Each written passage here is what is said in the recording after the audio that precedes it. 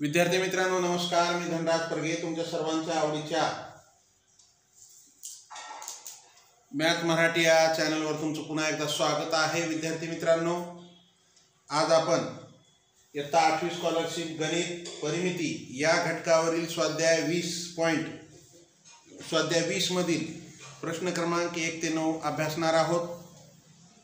विद्यार्थी मित्रांनो, माय vision Navodaya admission राज्यव्यापी उपक्रम मोफत मार्गदर्शन या उपक्रमांतर्गत आम्ही इयत्ता 5वी नवोदय, 5वी स्कॉलरशिप, 8वी स्कॉलरशिप, 8वी NMMS या सर्व शालेय स्पर्धा परीक्षांचे मोफत मार्गदर्शन करतो। या मोफत मार्गदर्शनाचा लाभ घ्यायचा असेल तर स्क्रीनवर दिसत असलेल्या नंबरवरती तुमचं नाव आणि तुमचा वर्ग एवढी माहिती द्या, मी तुम्हाला त्या वर्गाच्या ग्रुपमध्ये ॲड करेन। तर चला विद्यार्थी मित्रांनो, परत एक वेळ सर्वांना नमस्कार, मी धनराज परगे तुमच्या सर्वांच्या आवडीच्या मॅथ मराठी या चॅनलवरती तुमचं पुन्हा एकदा स्वागत आहे। तर आजच्या या आपल्या परिमिती या घटकातील प्रश्न क्रमांक 1 ते 9 आपण अभ्यासणार आहोत। त्यातील पहिला प्रश्न काय आहे तुमच्यासाठी पाहू। पहिला प्रश्न काय आहे विद्यार्थी मित्रांनो, एका त्रिकोणाच्या बाजूचे गुणोत्तर, एका त्रिकोणाच्या बाजूचे गुणोत्तर 3/4 4/5 आहे।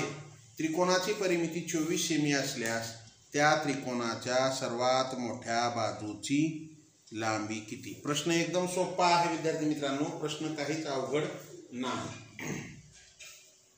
काय दिलेलं आहे आपल्याला? त्रिकोणाच्या बाजूचं गुणोत्तर दिले। मग त्रिकोणाच्या बाजूची आपण काय करू? समानपट, बाजूची समानपट x मान समजा समान पट बरोबर x मान।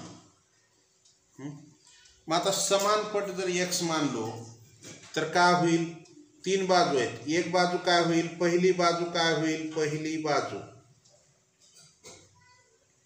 बरोबर 3x, दुसरी बाजू 3/4 गुणोत्तर काय दिले? 3/4 4/5 हे गुणोत्तर दिलेलं आहे आणि त्याची परिमिती दिली आहे 24। तर त्याची मोठ्या बाजूची लांबी काढायची आपल्याला, म्हणजे 3/4 4/5 म्हणजे एक बाजू 3x धरू, दुसरी बाजू 4x धरू आणि तिसरी बाजू बरोबर 5x। मग आता ह्याची परिमिती, मग त्रिकोणाची परिमिती बरोबर काय आहे? तिन्ही बाजूची बेरीज। 3 बाजू कोणत्या येतात? 3x अधिक 4x अधिक 5x।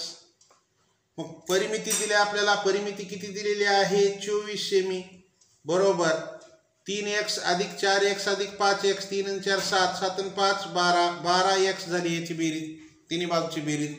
मग x ची किंमत काढा, x बरोबर 24 हे गुणाकारात जे 12 होतं ते भागिले आलं, 12 1 12 12 2 24, x बरोबर 2 सेमी, x बरोबर 2 सेमी।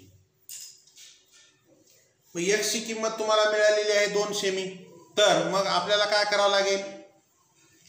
त्याची सर्वात मोठ्या बाजूची लांबी, मोठी बाजू कोणती आहे? हे 5x जी आहे ती मोठी बाजू आहे।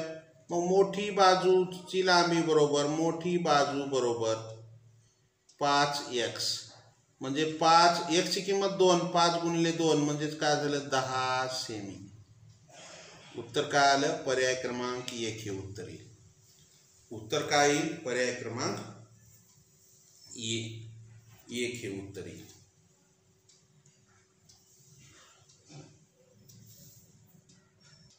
चला, ज्यांचं आले त्यांचं अभिनंदन, ज्यांचं चुकले त्यांनी लिहून घ्या। पुढच्या प्रश्नाकडे जाऊ आपण। पुढचा प्रश्न तुमच्यासाठी काय आहे? उत्तर काय आलं आपलं? पर्याय क्रमांक 1 10 सेमी हे उत्तर आलेलं आहे। चला, त्यानंतर पुढचा प्रश्न तुमच्यासाठी काय आहे? पुढचा प्रश्न सोपा आहे एकदम। प्रश्न काय आहे पहा, प्रश्न एकदम सोपा आहे। आकृतीत अर्धवर्तुळाकृती बाजू दाखवली आहे। बागेची त्रिज्या, ही बाग आहे, या बागेची त्रिज्या किती आहे? त्रिज्या म्हणजे हे मध्यबिंदू, इथून इथपर्यंत किती आहे म्हणते त्यानं? 7 सेमी।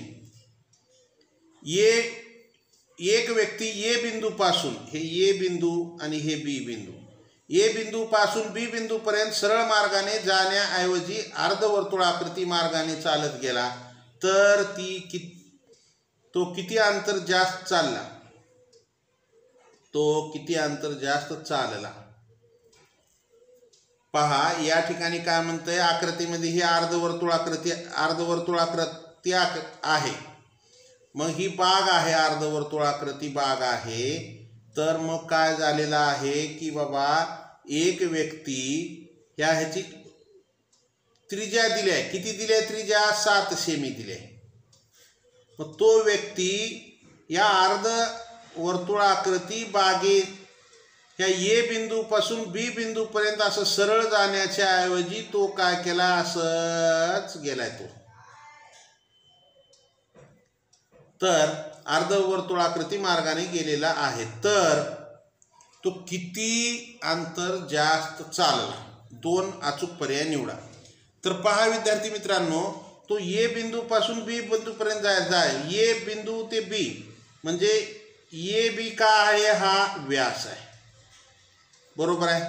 मग व्यास बरोबर त्रिज्या दिली आपल्याला, व्यास बरोबर त्रिज्या गुणिले 2, त्रिज्या गुणिले 2, त्रिज्या किती आहे 7 गुणिले 2 बरोबर 14 सेमी, 14 मीटर, 14 मीटर काय व्यास। मग त्या व्यक्तीला ए बिंदूपासून बी बिंदूपर्यंत सरळ मार्गाने म्हणजे 14 मीटर चालत जायचं होतं। त्याच्याऐवजी त्याने काय केले, ह्या अर्धवर्तुळाकृती मार्गाने गेले। पण अर्धवर्तुळाकृती म्हणजे हा काय आहे, वर्तुळाचा अर्धा परिघ, वर्तुळाचा अर्धा परिघ, बरोबर आहे। मग आपण वर्तुळाचा परिघ काढू, वर्तुळाचा परिघ बरोबर सूत्र काय आहे 2πr, बरोबर आहे। मग अर्धवर्तुळाचा परिघ, अर्धवर्तुळाचा परिघ बरोबर अर्ध करा, 2πr च्या अर्ध म्हणजे भागिले 2 म्हणजे हे 2 कटलं 2 कटलं तर काय आलं, पाय आर राहिलं, पाय आर आलं का लक्षात, पाय आणि आर। तर आपल्याला आता काय करायचे, असा सरळ गेला तर तो 14 किमी गेला असता, असा किती गेला असता 14 मीटर गेला असता। आणि आता असं किती जाईल, मग अर्धवर्तुळाचा परिघ, तो अर्धवर्तुळाकृती गेला ना, अर्धवर्तुळाचा परिघ बरोबर काय आले, पाय आर। मग आर माहिती आहे आपल्याला, पायची किंमत माहिती आहे, पायची किंमत काय 22/7 गुणिले आर किती आहे 7, हे 7 × 7 7 × 7 बरोबर 22 मीटर, बरोबर 22 मीटर। मग आपल्याला काय म्हणतंय, तो सरळ जाण्याच्या ऐवजी अर्धवर्तुळाकृती मार्गाने गेला तर फरक किती पडला, तर फरक बरोबर सरळ गेला असता 14, असं गेला 22, मग 22 - 14 बरोबर 22 मधून 14 गेले 8 मीटरचा फरक पडला। पर्याय क्रमांक 3 हे उत्तर येईल, काय येईल पर्याय क्रमांक 3। पण आपल्याला काय म्हणते 2 अचूक पर्याय निवडा, तर आपल्याला आता दुसरा पर्याय कोणता येईल, 8 मीटर, 1 मीटर बरोबर 1 मीटर बरोबर 100 सेंटीमीटर, बरोबर आहे। मग 8 मीटर म्हणजे 8 गुणिले 100 बरोबर 800 सेमी, 800 सेमी आलं लक्षात, बरोबर 800 सेमी। ज्यांचं ज्यांचं आलेलं आहे त्यांचं अभिनंदन, ज्यांचं चुकलंय त्यांनी लिहून घ्या। लिहायला जर वेळ लागत असेल तर स्क्रीनशॉट काढून घेत चला। पुढच्या प्रश्नाकडे जायचं आहे आपल्याला। पुढचा प्रश्न तुमच्यासाठी काय आहे, तर मग 800 सेमी म्हणजे पर्याय आणखी एक आपल्याला म्हणजे पर्याय क्रमांक 2, पर्याय क्रमांक 2 आणि पर्याय क्रमांक 3 आपल्याला 2 पर्याय निवडा म्हणले, 2 पर्याय निवडले, पर्याय क्रमांक 2 आणि पर्याय क्रमांक 3 आलं का लक्षात। चला पुढचा प्रश्न तुमच्यासाठी काय आहे, पुढचा प्रश्न, आकृतीत चौरसात एक वर्तुळ आंतरलिखित केले आहे, वर्तुळाचे क्षेत्रफळ 314 चौरस सेमी असल्यास चौरसाची परिमिती किती। पहा विद्यार्थी मित्रांनो, या ठिकाणी हे एक चौरस आहे, या चौरसामध्ये काय आहे, वर्तुळ आंतरलिखित केलेलं आहे आणि त्या वर्तुळाचं क्षेत्रफळ दिलेलं आहे 314। तर मग या पूर्ण चौरसाचे क्षेत्रफळ काढायचे आपल्याला। मग काय करावं लागेल विद्यार्थी मित्रांनो, या वर्तुळाची ही त्रिज्या आहे, समजा इथून केंद्रबिंदूपासून इथपर्यंत ही त्रिज्या आहे. मग आपल्याला वर्तुळाच्या क्षेत्रफळापासून काय मिळते, त्रिज्या मिळते. मग त्रिज्या आणि ही काय आहे, त्रिज्येच्या दुप्पट हा व्यास आहे. हा व्यास म्हणजे या चौरसाची काय आहे, बाजू आहे. मग आपल्याला व्यास त्रिज्या मिळाली की त्रिज्येच्या दुप्पट व्यास असतो, व्यास मिळाला त्या चौरसाची बाजू मिळते. मग चौरसाची बाजू मिळाल्याच्या नंतर आपल्याला चौरसाची परिमिती काढता येते. तर मग वर्तुळाचे क्षेत्रफळ बरोबर, अगोदर त्रिज्या काढू, वर्तुळाचे क्षेत्रफळ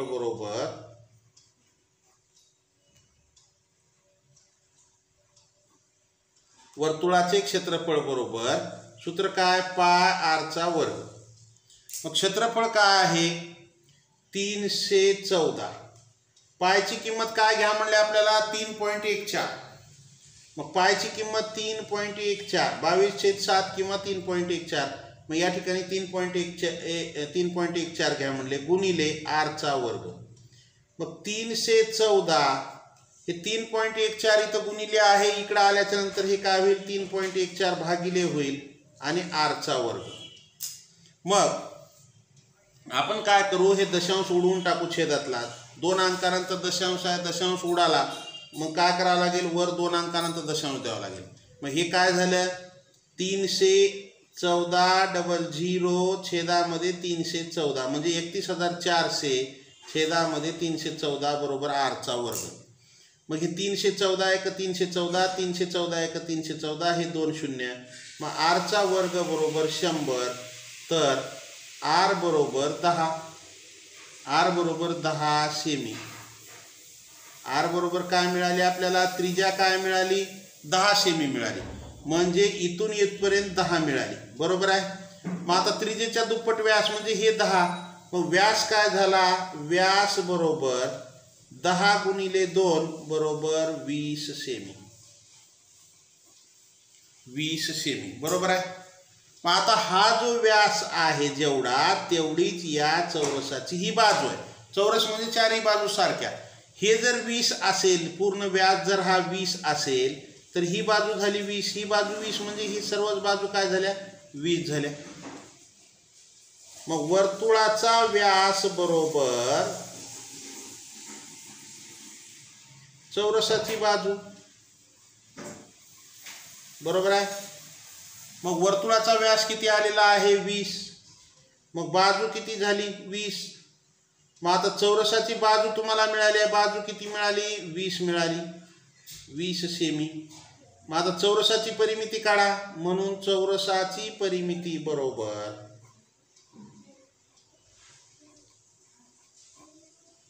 4 गुणिले बाजू, 4 गुणिले बाजू. मग 4 गुणिले बाजू किती आहे, 20. 20 चोक 80 सेमी. चौरसाची परिमिती बरोबर 20 चोक 80 सेमी.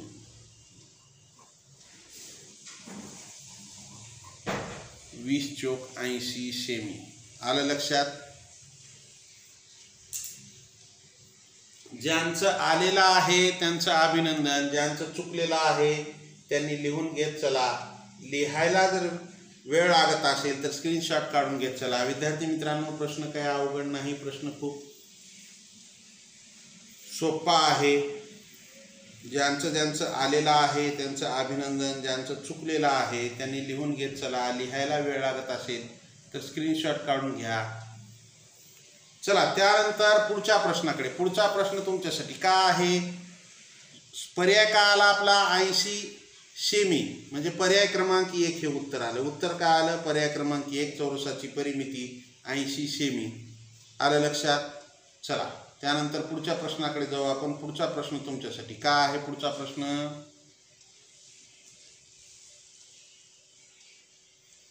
एका ट्रॅक्टरच्या चाकाचा व्यास, त्या ट्रॅक्टरच्या चाकाचा व्यास दिलाय, किती दिलाय, 1.4 मीटर आहे. तर 4.4 किमी अंतर जाण्यासाठी चाकाचे किती फेरे होतील.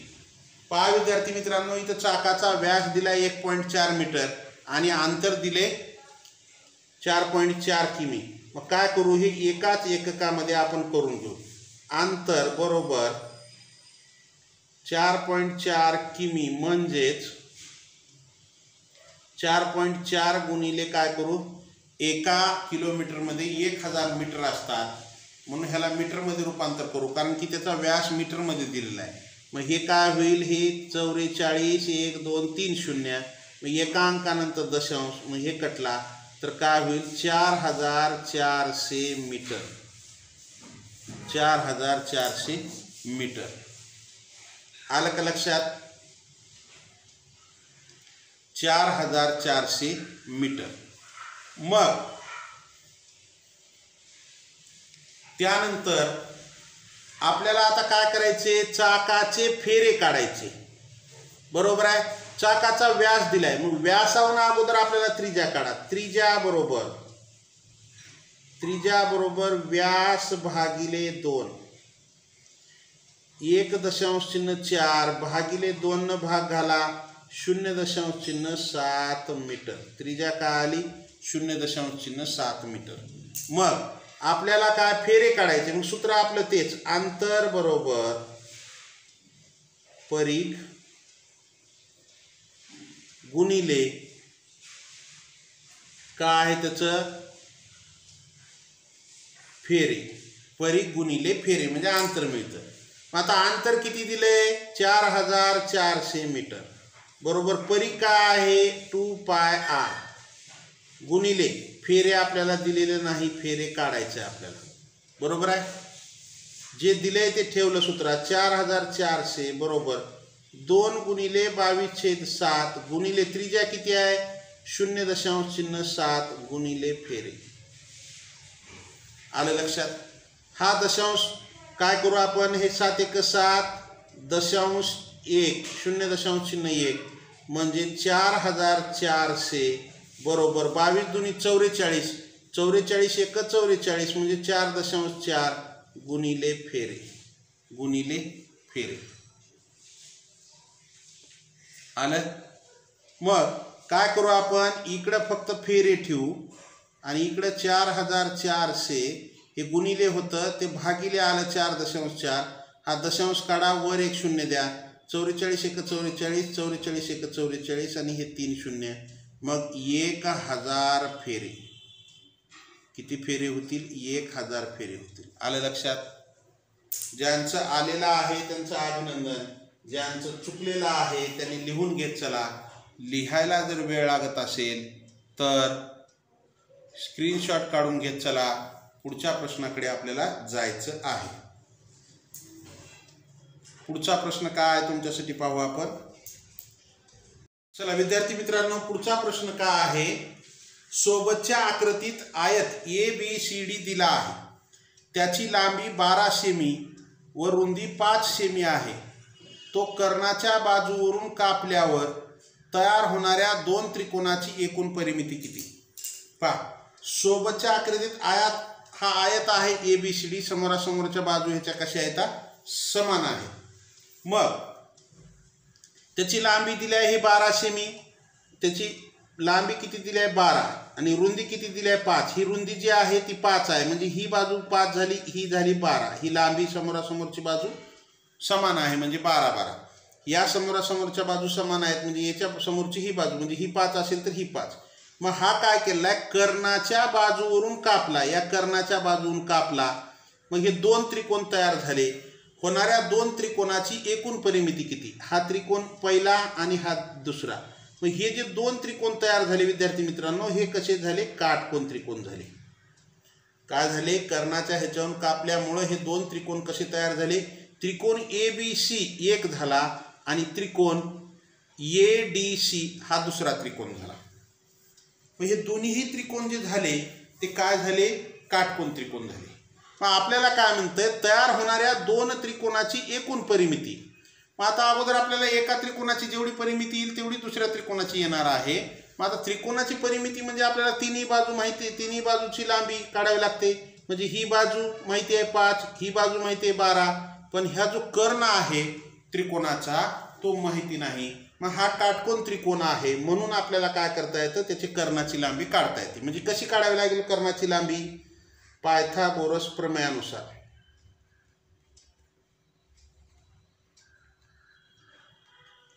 पायथागोरस प्रमेयानुसार त्रिकोण ABC हा काय आहे? काटकोन त्रिकोण आहे. मग काय करायचं? कर्ण वर्ग बरोबर, किंवा आपल्याला जर त्रिकूट माहित असेल तर 5 12 13. त्रिकूट काय आहे पायथागोरसचं? 5 12 13 म्हणजे 5चा वर्ग अधिक 12चा वर्ग बरोबर 13चा वर्ग. तरी आपण काढू पाया वर्ग अधिक उंची वर्ग. मग पाया किती आहे? 12, 12चा वर्ग अधिक उंची किती आहे? 5, 5चा वर्ग. 12चा वर्ग 144 अधिक 5चा वर्ग 25. मग कर्ण वर्ग बरोबर 169. का आलं? 169. मग कर्ण बरोबर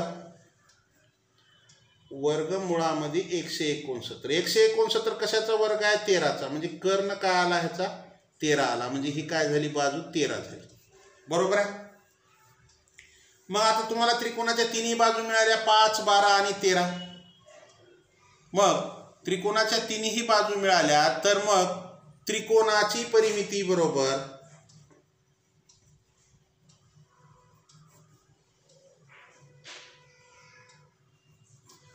तिन्ही बाजूची बेरीज.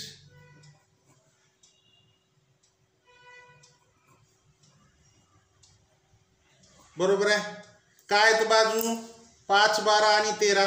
5 अधिक 12 अधिक 13. 5 12 आणि 13. मग बेरीज करा. 12 आणि 5 किती? 17. 17 आणि 3 20. 20 आणि 10 30. मग त्रिकोणाची परिमिती किती आली? 30 आली. 30 सेमी आली. बरोबर आहे. तर मग आपल्याला त्रिकोणाची परिमिती 30 सेमी आली. प्रश्नामध्ये काय म्हणते? 2 त्रिकोणाची परिमिती. मग आता 2 त्रिकोणाची परिमिती बरोबर एकूण परिमिती म्हणते. 2 त्रिकोणाची एकूण परिमिती. परिमिती बरोबर एकूण परिमिती बरोबर 30 गुणिले 2 बरोबर 60 सेमी. बरोबर 60 सेमी. पर्यायात आहे का? 60 आहे. पर्याय क्रमांक 3 हे उत्तर येईल. काय येईल? पर्याय क्रमांक 3 60 सेमी हे उत्तर येईल. ज्यांचं ज्यांचं आलेलं आहे त्यांचं अभिनंदन. ज्यांचं चुकलंय त्यांनी लिहून घेत चला. लिहायला वेळ लागत असेल तर स्क्रीनशॉट काढा. पुढच्या प्रश्नाकडे जाऊ विद्यार्थी मित्रांनो. पुढचा प्रश्न आपल्यासाठी काय आहे? पुढचा प्रश्न चला, लाईक केलं नसेल लाईक करा. नवीन असाल सबस्क्राईब करा. सबस्क्राईबच्या बाजूला बेल आयकॉनचं बटन आहे त्याला प्रेस करा. म्हणजे इथून पुढचे येणारे व्हिडिओ असतील किंवा लाईव्ह क्लासचं नोटिफिकेशन असेल सर्वात अगोदर तुम्हाला मिळेल. पुढचा प्रश्न काय? पुढील पैकी असत्य विधान कोणते? पहा, असत्य विधान म्हणजे चुकीचे विधान. काय आहे पहिलं विधान? आयताची लांबी व रुंदी दुप्पट केल्यास परिमिती समान असते. म्हणजे आयताची लांबी रुंदी जर दुप्पट केली तर परिमिती काय असते? समान असते. मग अगोदर काय करू? एक आयत आपण हे एक आयत काढू. त्याची लांबी रुंदी हे दुप्पट केलेला हा दुसरा आयत काढू. ह्याची रुंदी 2 आहे, लांबी 4 आहे. मग ह्याची परिमिती काय येणार? ही बाजू 2 ही बाजू 4. म्हणजे 4 आणि 4 8 आणि 10 आणि 2 12 किंवा 4 आणि 2 6 चे दुप्पट 12. मग ही 4 करू, ही 8 करू. मग ही बी 8 होईल, ही बी 4 होईल. हे 8 आणि 8 16. 16 आणि 4 20. 20 आणि 4 24. मग काय झाली? 12 होती. लांबी रुंदी दुप्पट केली, परिमिती दुप्पट झाली. इथं काय म्हणते? लांबी रुंदी दुप्पट केल्यास परिमिती समान असते. समान असते का? आयताची लांबी आणि रुंदी दुप्पट केल्यास परिमिती समान. एक मिनिट थांबा थोडं. या ठिकाणी काय आहे? दुप्पट असते असा शब्द आहे. दुप्पट असते म्हणजे असत्य आहे का? नाही, सत्य आहे हे विधान. म्हणून हे पर्याय येईल का? पर्याय क्रमांक 1 येणार नाही. पर्याय क्रमांक 2 काय म्हणते? समक्षेत्र असणाऱ्या आयताची परिमिती समान असते. समक्षेत्र म्हणजे समान क्षेत्रफळ असणाऱ्या. समजा आपण हा एक आयत घेऊ. ही 8 आहे बाजू, ही 5 आहे. ह्याचं क्षेत्रफळ किती झालं? 8 पंचे 40. बरोबर आहे. मग पुन्हा एक 40 हे असणारच. आपण काय करू? एक दुसरं आयात घेऊ, त्याचं क्षेत्रफळ किती आहे 40. मग 40 क्षेत्रफळ म्हणजे काय होईल, ह्याची बाजू ही काय असेल 10 असेल आणि ही बाजू असेल 4 असेल. 10 चौक 40 म्हणजे रुंदी 4 लांबी 10, क्षेत्रफळ 10 चौक 40, 8 45 दोन्हीचं एक क्षेत्रफळ तेवढंच आहे. मग आता ह्याची परिमिती काय म्हणते, समान असते. मग ह्याची परिमिती जर काढली तर ही बाजू 8 ही बाजू 5, 8 आणि 8 16, 16 ह्याची किती आली 26. मग ह्याची काय, ही 10 आणि ही 4, 10 20, 20 आणि 8 28, समान आली का नाही. म्हणजे हे असत्य विधान आहे. कसे आहे, हे असत्य आहे. म्हणजे पर्याय क्रमांक 2 हे उत्तर येतं आपलं. काय येतं, पर्याय क्रमांक 2 बरोबर आहे. त्याच्यानंतर पर्याय क्रमांक 3 म्हणजे उत्तर तर आलेलं आहे, तरी आपण खालचे पर्याय पाहायची गरज नाही, तरी पण पाहू. समभुज त्रिकोणाची बाजू दुप्पट केल्यास परिमिती दुप्पट होते. आता समभुज म्हणजे भुजा समान असलेल्या त्रिकोणाची बाजू दुप्पट केल्यास, अगोदर ही बाजू आपण 4 धरू, परिमिती किती आली 4 त्रिकम 12 आली. तेच बाजू जर आपण दुप्पट केली 8 केली तर 8 त्रिक 24. इथं काय म्हणते, दुप्पट केल्यास परिमिती दुप्पट होते. म्हणजे चुकीचं आहे का विधान, नाही बरोबर आहे. म्हणजे हे येईल का, नाही येणार. म्हणजे दुप्पट केल्यास दुप्पटच होते. आपल्याला असत्य विधान म्हणते, म्हणजे चुकीचे विधान. वर्तुळाची त्रिज्या दुप्पट केल्यास परीघ दुप्पट. मग आता परीघ बरोबर काय 2πr. मग 2 गुणिले पायची किंमत 22/7, त्रिज्या 7, 7 1 7, 7 1 7, 22 दुनी 44 आलं. 7 त्रिज्या घेतली तर पुन्हा आपण काय करू, 2 गुणिले 22/7, त्रिज्या 14 घेऊ, दुप्पट घेऊ. 7 दुनी 14, 44 दुनी 88, दुप्पट होतं, परीघ दुप्पट होतं. म्हणजे हे काय आहे, बरोबर आहे. म्हणजे हे येईल का, आपल्याला चुकीचं कोणतं आहे, समक्षेत्र असणाऱ्या आयताची परिमिती समान असतेच असं नाही, समान नसते ती. या ठिकाणी पाहिल्या आपण, एकाची 26 शिवलेली, दोघांचे क्षेत्रफळ 40 आहे, एकाची परिमिती 26 आली, एकाची किती आली 28 आली. म्हणजे पर्याय क्रमांक 2 हे उत्तर येईल. आलं लक्षात. ज्यांचं आलंय त्यांचं अभिनंदन, ज्यांचं चुकलंय त्यांनी लिहून घ्या. लिहायला जर वेळ लागत असेल तर स्क्रीनशॉट काढून घेत चला. पुढच्या प्रश्नाकडे आपल्याला जायचं आहे. पुढचा प्रश्न तुमच्यासाठी काय आहे पाहू. प्रत्येकी 4 सेमी बाजू असलेले 4 चौरस एकमेकांना जोडून मोठा एकच चौरस तयार केला तर त्या नवीन चौरसाची परिमिती किती. पहा विद्यार्थी मित्रांनो, काय म्हणतंय, 4 सेमी बाजू असलेले, 4 सेमी बाजू असलेले काय आहेत, हे असे 4 चौरस आहेत. किती आहेत, हे 4 समानच आहेत. मला काढण्यामध्ये थोडं लहान मोठं झालं असेल तर समजून घ्या, समान आहे 4 आकृती आहे. मग हे 4 चौरस काय म्हणते, प्रत्येकी 4, ह्याची बाजू किती आहे 4 बाजू असलेले, प्रत्येकी 4 सेमी बाजू असलेले 4 चौरस. हे 4 सेमी बाजू असलेले 4 चौरस आपण या ठिकाणी काढलेले आहेत. ते एकमेकांना जोडायचे, एकमेकांना जोडून मोठा एक चौरस तयार करा. म्हणजे असं जर जोडलं सरळ तर तो आयात तयार होतो. म्हणजे एकमेकांना जोडून त्याचा एक मोठा चौरस तयार करायचा आहे आणि नवीन चौरसाची परिमिती काढायची. म्हणजे ही एकमेकांना जोडा, हा 4 सेमीचा जोडला, दुसरा 4 सेमीचा इथं जोडला, म्हणजे ही 4 सेमी बाजू आहे, ही बाजू 4 आहे, ही बाजू 4 आहे, ही बाजू 4 आहे, तिसरा इथं जोडला आणि चौथा इथं जोडला. समजा हे 4 4 4. मग आता काय होईल, ही बाजू झाली 8, ही बाजू झाली 8, ही झाली 8, म्हणजे हा झाला चौरस तयार झाला. मग नवीन चौरसाची बाजू किती आली 8. नवीन चौरसाची बाजू बरोबर 8.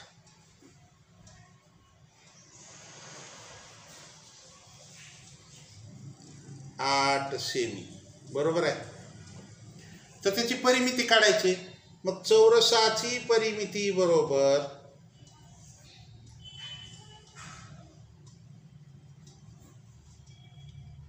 4 गुणिले बाजू.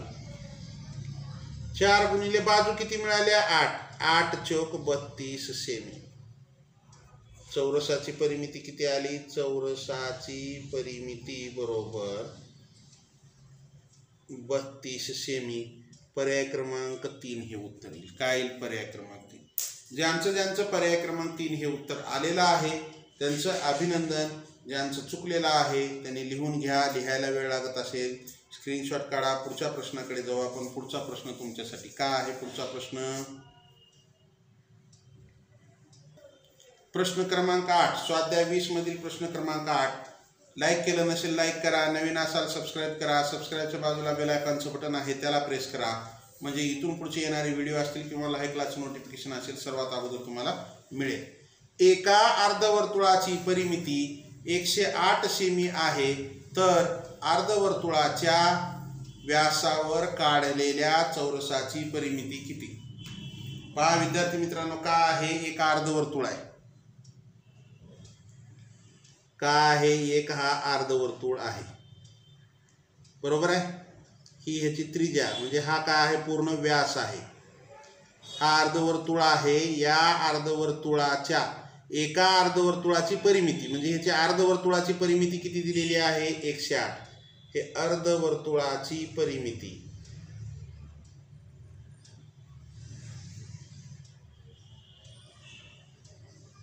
बरोबर 108 सेमी. आलं लक्षात? ह्याची परिमिती किती आहे 108 सेमी. तर अर्धवर्तुळाच्या व्यासावर, हा व्यास आहे अर्धवर्तुळाचा, काढलेल्या चौरसाची परिमिती किती? हा चौरस काढला ह्या अर्धवर्तुळाच्या व्यासावर, त्याची परिमिती किती? तर मग विद्यार्थी मित्रांनो एक लक्षात घ्या, ह्या अर्धवर्तुळाचा व्यास जेवढा असेल तेवढीच चौरसाची बाजू असेल. अर्धवर्तुळाचा व्यास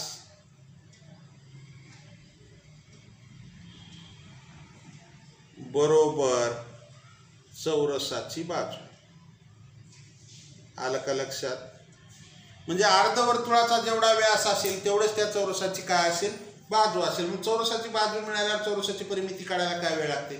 मग आता चौरसाची बाजू म्हणजे अर्धवर्तुळाचा व्यास कसा काढावा लागेल? अर्धवर्तुळाचा व्यास काढत असताना आपल्याला काय करावं लागेल? याची त्रिज्या काढावी लागेल. त्रिज्येच्या दुप्पट व्यास असतो. त्रिज्येच्या दुप्पट काय असतो? व्यास असतो. मग आता अर्धवर्तुळाची परिमिती बरोबर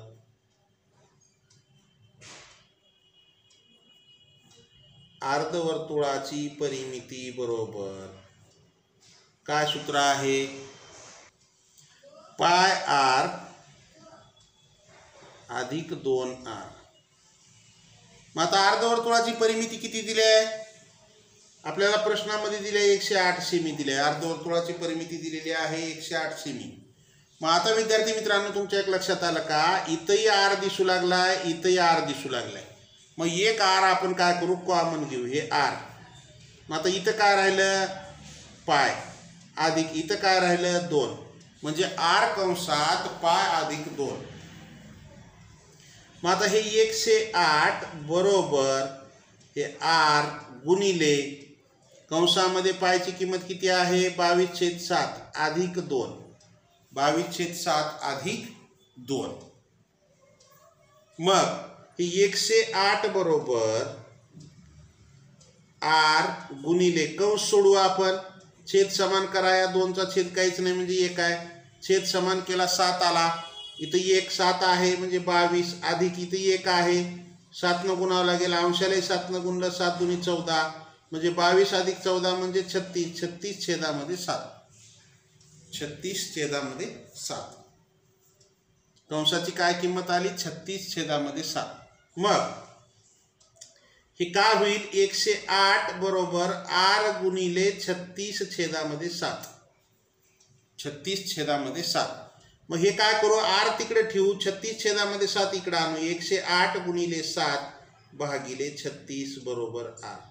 भागिले 36 बरोबर आर. 12 त्रिक 36, 12 नवे अष्टोदर्शे, 3 एक 3, 3 त्रिक 9 म्हणजे आर बरोबर 7 त्रिक 21 सेमी. आर बरोबर किती आलं? 21 सेमी आलं. आलं लक्षात? मग आता तुम्हाला त्रिज्या 21 सेमी मिळाले. मग व्यास काढा. व्यास बरोबर 21 गुणिले 2 बरोबर 42 सेमी. व्यास किती आला? 42 सेमी आला.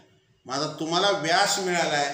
तुम्हाला मी वर अगोदरच दिले अर्धवर्तुळाचा व्यास म्हणजेच त्या वर्तुळाची बाजू म्हणजे किती आली? ह्याची बाजू किती आहे? 42 आहे. हा व्यास 42 आला म्हणजे हे बाजू काय झाली? ह्याची 42 आहे.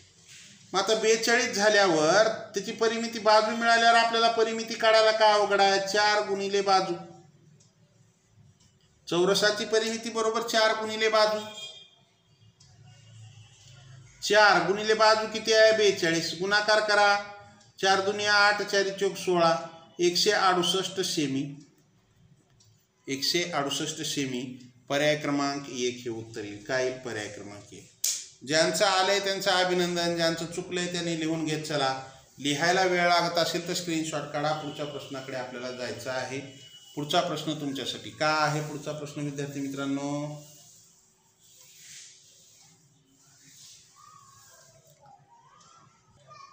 प्रश्न क्रमांक 9. चला शेवटचा प्रश्न आहे ह्याच्यातला, आपल्या ह्या भागातला. पुढच्या भागामध्ये आपल्याला प्रश्न क्रमांक 10 ते 17 घ्यायचे आहेत. चला, लाईक केलं नसेल लाईक करा, नवीन असाल सबस्क्राईब करा. सबस्क्राईबच्या बाजूला बेल आयकॉनचं बटन आहे त्याला प्रेस करा, म्हणजे इथून पुढचे येणारे व्हिडिओ असतील किंवा लाईव्ह क्लासचं नोटिफिकेशन असेल सर्वात अगोदर तुम्हाला मिळेल. सोबतच्या आकृतीत दिलेल्या माहितीवरून आकृतीची परिमिती काढा. सोबत आकृती दिलेली आहे, त्या माहितीवरून आपल्याला काय करायचं आहे? त्याची परिमिती काढायची. दिलंय काय? कंसामध्ये कोन x. हा जो कोन x आहे हा काय आहे? काटकोन आहे, हे काटकोन. आणि कोन w, हा w, हा काय आहे? काटकोन आहे. मग आपल्याला परिमिती म्हणजे काय करावं लागेल आता? हे त्याची सर्व बाजूंची बेरीज, म्हणजे हे x ते t एवढी एक बाजू, tw ही 5, w z पर्यंत घ्यावी लागेल. आपल्याला ही बाजू घेता येणार नाही. बंदिस्त आकृतीच्या बाजूंची बेरीज म्हणजे ही बाजू आपल्याला घेता येणार नाही. आपल्याला ह्या बाजूची बेरीज, परत ह्या इथून इथपर्यंतची बेरीज, y z पर्यंतची बेरीज घ्यावी लागेल आणि x y. मग आता आपल्याला y z ही बाजू माहिती आहे 12, ही माहिती आहे. मग आता y zच माहित नाही आपल्याला. मग आता y z ही बाजू माहिती नाही, तर आपल्याला दिले की हा x y t हा का आहे? काटकोन त्रिकोण आहे. का आहे? आपल्याला काय दिलेला आहे? हा काटकोन आहे, म्हणजे हा x y t हा काटकोन त्रिकोण आहे. x y t हा काय आहे? काटकोन त्रिकोण आहे. आलं लक्षात? मग आपल्याला काटकोन त्रिकोण आहे, तर मग ह्याची बाजू माहिती नाही, ही एक बाजू माहिती आहे, ही बाजू माहिती आहे, हा कर्ण माहिती नाही. मग पायथागोरसच्या प्रमेयानुसार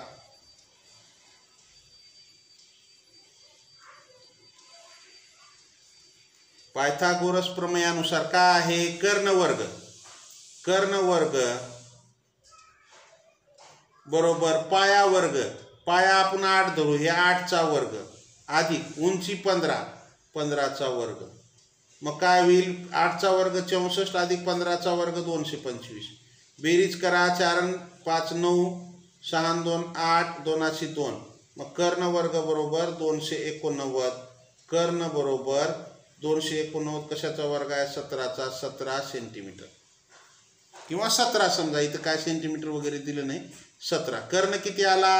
ही पूर्ण बाजू किती आली? 17 आली. बरोबर आहे. मग आता ही 17 आल्यावर इथून एवढी बाजू कशी काढायची? तर आता ही बाजू काय करावं लागेल? या त्रिकोण TWZ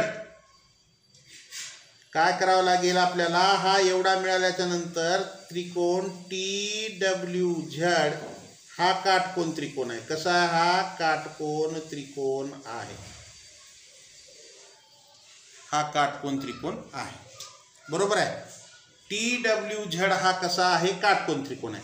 म्हणजे ह्याची एक बाजू दिल्या, उंची 12 दिलाय समजा आणि पाया 5 दिलाय.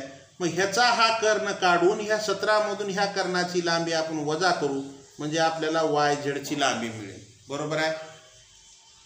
मग काय करू? पायथागोरसच्या प्रमेयानुसारच कर्ण वर्ग बरोबर पाया किती आहे? 5, 5चा वर्ग अधिक उंची 12, म्हणजे 5 12 13 हे जे त्रिकुट आहे त्यानुसार इथं 13 येतं, तरी पण आपण काढू 5चा वर्ग 25 अधिक 12चा वर्ग 144. मग कर्णचा वर्ग बरोबर कर्ण वर्ग बरोबर 169. 5 आणि 4 9, 4 आणि 2 6, 169. म्हणजे कर्ण बरोबर 13. ही किती आली लांबी? ह्याची 13 आली. लांबी किती आली? ही 13. म्हणून लांबी YZ बरोबर लांबी YT वजा लांबी ZT. मग आता हे वाय झेडची लांबी आपल्याला काढायची आहे. मग आता वाय टीची लांबी किती आहे 17 वजा या झेड ते टीची किती आहे 13. मग 17 मधून 13 गेले 4. लांबी वाय झेड बरोबर 4. ही किती आली लांबी ह्याची 4. बरोबर आहे. मग ह्या आकृतीची परिमिती बरोबर ही एक्स टी घ्या 15 अधिक टी डब्ल्यू घ्या 5 अधिक डब्ल्यू झेड घ्या 12 अधिक झेड वाय घ्या 4 अधिक वाय एक्स वाय घ्या 8. बेरीज करा. 15 आणि 5 20. हे 20 अधिक 12 आणि 8 20 आणि 4 24. 20 अधिक 24 म्हणजे 44. परिमिती किती आली 44. पर्याय क्रमांक 3 हे उत्तर आहे. आलं का लक्षात. अशा पद्धतीनं याची परिमिती काढायची. का अवघड आहे? काहीच अवघड नाही, लय सोपा प्रश्न आहे. चला, ज्यांचं आलेलं आहे त्यांचं अभिनंदन. ज्यांचं चुकले त्यांनी लिहून घेत चला. लिहायला वेळ लागत असेल तर स्क्रीनशॉट काढा. विद्यार्थी मित्रांनो, या ठिकाणी थांबायचे आपल्याला. लाईक केलं नसेल लाईक करा. नवीन असाल सबस्क्राईब करा. सबस्क्राईबच्या बाजूला बेल आयकॉनचं बटन आहे त्याला प्रेस करा. म्हणजे इथून पुढचे येणारे व्हिडिओ असतील किंवा लाईव्ह क्लासचं नोटिफिकेशन असेल सर्वात अगोदर तुम्हाला मिळेल. चला, या ठिकाणी थांबूया आपण. जय हिंद. वंदे मातरम. Bye. See you tomorrow. Have a nice day.